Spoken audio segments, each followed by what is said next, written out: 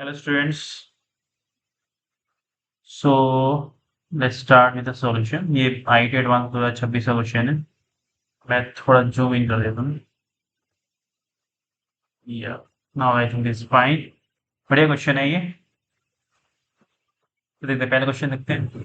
तो fx इसमें concept क्या लग रहा है मैं आपको वो बता दूँ कि लेट्स से दो फंक्शन है, राइट. और अगर मान लो कि ये डिसकंटिन्यूस है, hx वाला ये डिसकंटिन्यूस है, ओके. और ये किसी जहाँ पे ये डिसकंटिन्यूस है वहां पे ये जीरो हो जा रहा है. Let's say x equal to 2 के लिए ये डिसकंटिन्यूस है, लेकिन ये x इक्वल टू 2 के लिए जीरो हो जा रहा है ये वाला फंक्शन. तो जो fx होगा ना वो कंटिन्यूस होगा. जो fx होगा एट x इक्वल टू 2 वो कंटिन्यूस फंक्शन होगा, राइट. बस यही कंसेप्ट है इस क्वेश्चन में.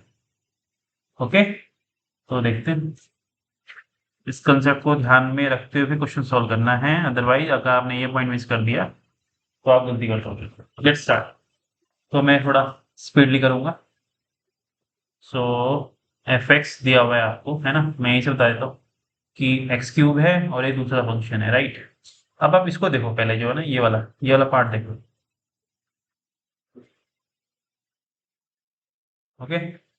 X minus greatest integer of x, ये लिखा हुआ है. अब ये तो इंटीजर है, आइए तो है ना, पाई की मल्टीप्लाई कर दो अंदर, और माइनस भी कॉमन ले लो, उससे कोई फर्क नहीं पड़ेगा. तो pi x minus pi x, right, ये आ जाएगा. अब ये तो इंटीजर इंटू पाई लिखा हुआ है ना, इंटीजर इंटू पाई, ये तो एन पाई की तरह बिहेव करेगा. तो अल्टीमेटली ये बन जाएगा साइन स्क्वायर पाई एक्स, ये बन जाएगा ये तो, राइट. तो ये पूरा घूम फिर के जो अंदर वाला पार्ट है ये तो ये बन जाएगा कि एक्स क्यूब और l n 1 + sine square pi x, ये बन जाएगा. ठीक है. अब यानी कि इसका मतलब क्या हुआ, मान लो ये तो हमेशा कंटिन्यूस है ना. ये तो हमेशा, मान लो क्या है, ये तो हमेशा कंटिन्यूस है. ये डिसकंटिन्यूस कहाँ पे होता है, इंटीजर पॉइंट पे. अब इंटीजर पॉइंट पे देखो तो x कहाँ पे कहाँ लाई कर रहा है, -3 से 3 लाई कर रहा है. तो एक्स क्यूब कहाँ से कहाँ लाई करेगा, -27 से 27. अब इसके बीच में इंटीजर कितने हैं, इसके बीच में इंटीजर हैं 26 इस साइड 26 साइड 52, और एक जीरो है 53. 53 इंटीजर पे ये डिसकंटिन्यूस है, राइट. लेकिन लेकिन अब वही कंसेप्ट लगेगा. मान लो मैंने कहा कि ये तो डिसकंटिन्यूस है, ये तो डिसकंटिन्यूस है, लेकिन कहीं कहीं पे मान लो ये जीरो हो गया. वो केस आपको देख ढूंढने पड़ेंगे जहां पे ये जीरो होगा. log 1 + साइन स्क्वायर एक्स, वो आपको हटाने पड़ेंगे 53 में से पॉइंट्स, क्योंकि ये पूरा फंक्शन कंटिन्यूस हो जाएगा वहां पे fx.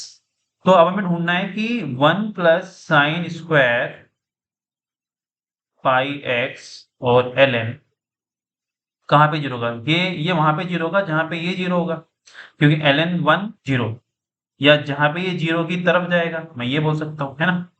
ओके. तो ये कहां पे जीरो होगा, जहां पे एक्स इंटीजर होगा, राइट. क्योंकि एन पाई जीरो होता है, जहां पे एक्स इंटीजर इंटीजर है वहां पे ये जीरो हो जाएगा. तो इसका मतलब क्या हुआ कि जब तुम x -3 से 3 बोल रहे हो, तो इसमें जितने भी इंटीजर वैल्यू आएगी वहां पे जो ये वाला पार्ट है आपका, जो ये वाला पार्ट है वो जीरो हो जाएगा. और यही मैंने आपको बताया कि ये अगर जीरो हो गया तो ये पूरे फंक्शन को कंटिन्यूस बना देगा. तो ये हमने ढूंढ लिया कि चलो भाई कंटिन्यूस, तो कितने पॉइंट आएंगे, -2 -1 0 1 2, ये 5 पॉइंट है. तो एट द एंड जो मैं पॉइंट्स आए हैं मेरे, वो कितने पॉइंट्स आए हैं, 48. 48 पॉइंट्स पे जो एफ एक्स है मेरा वो डिसकंटिन्यूस है, यानी कि ए के अंदर ये ए कितना आ गया, 48 आ गया, राइट. और पॉइंट्स आपको पता है, पॉइंट्स जो भी होंगे. ओके. चलो नेक्स्ट पार्ट मतलब जी एक्स पे चलते हैं. जी एक्स थोड़ा इजी है compare to f x. Okay, मैं इसको भी मिटा देता हूँ. ओके. ओके, जी पे चलते हैं. ये तो कंटिन्यूस है एक्स क्यूब, तो सारा खेल यहाँ पे है. तो यहाँ पे वही किया मैंने, साइन स्क्वायर पाई log, इसको मैंने फ्रैक्शनल पार्ट ऑफ एक्स लिख लिया, ये होता ही है 1 + fractional part of x. Okay, ये लिख लिया, राइट. अब ऐसे देखो, log 1 plus fractional part of x, right? ऐसे देखो, फ्रैक्शनल पार्ट ऑफ x कहाँ पे डिसकंटिन्यूस होता है? इंटीजर पे। तो जहां पे भी इंटीजर आएगा वहां पे ये पूरा फंक्शन डिसकंटिन्यूस हो जाएगा, सिंपल, राइट? कोई दिक्कत ही नहीं है। और ये कभी इंटीजर के बराबर log 1 प्लस एक्स आएगा नहीं आएगा, वी डोंट, है ना, बहुत रेयर है कि ये आए, तो इस पे हम तुम्हारा दिमाग नहीं लगाएंगे। तो ये जो फंक्शन है ये कहाँ पे डिसकंटिन्यूस होगा? केवल इंटीजर पॉइंट पे। तो इंटीजर पॉइंट कितने हैं यहाँ पे भी? -2 है, -1 है, 0 है, 1 है, -2 है। लेकिन क्या जहां पे ये डिसकंटिन्यूस है, क्या वहां पे ये कहीं 0 हो रहा है? एक्स क्यूब, यस हो रहा है। 0 पे ये 0 हो जाएगा, एक्स क्यूब 0 हो जाएगा। तो यानी कि ये पॉइंट मुझे हटाना पड़ेगा। तो एट द एंड मेरे जो पॉइंट आए हैं वो कितने आए हैं? एक्स -2, -1, 1, 2, ये पॉइंट आए। तो एक सेट तो ये बन गया आपका, बाकी 48 पॉइंट का एक सेट और है। अब क्वेश्चन अब देख लो, ए है तो वो तो आपको पता है 48 है, बी कितना है? 4 है, तो वो 8 हो जाएगा। क्या ए और बी में कुछ कॉमन है? नहीं है। क्यों है? क्यों नहीं है मैं बताता हूँ। तो देखो, जो यहाँ पे आपके पॉइंट आ रहे हैं ना, वो क्या आएंगे मैं आपको बताता हूँ। जो आपने 53 पॉइंट्स निकाले थे वो आएंगे ये, कि -27 की पावर 1/3, -26 की पावर 1/3, -25 की पावर 1/3, ऐसे ऐसे करके आएंगे ये।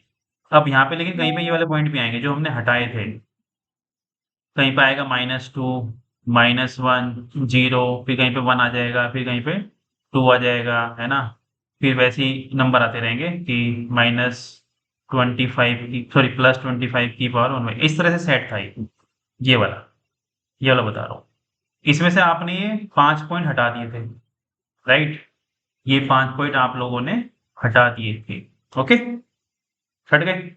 अब ये जब हट गए मतलब इसके अंदर कोई इंटीजर नहीं बचा।